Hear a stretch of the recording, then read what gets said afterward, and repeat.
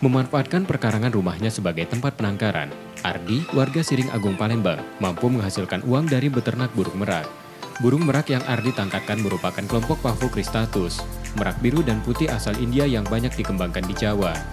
Berawal hanya memiliki satu pasang merak, jumlah merak yang Ardi miliki berkembang menjadi 11 ekor, dan sudah terjual belasan ekor lain.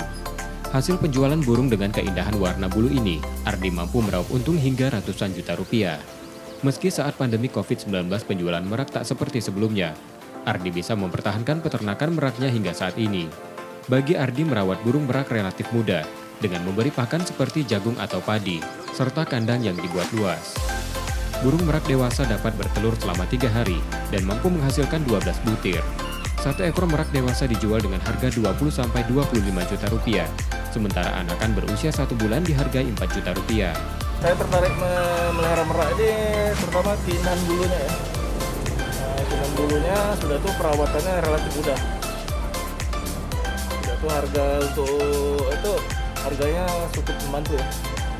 Nilai ekonomisnya jual tinggi.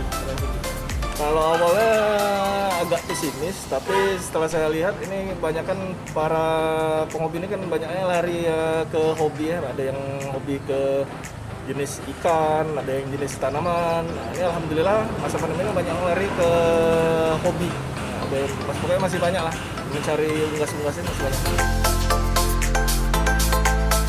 Ardi memanfaatkan media sosial untuk menjual burung meraknya, yang setiap pekan dapat menjual 1-2 ekor burung merak. Reski Oktora, Muklas Diferensial, Kompas TV, Palembang.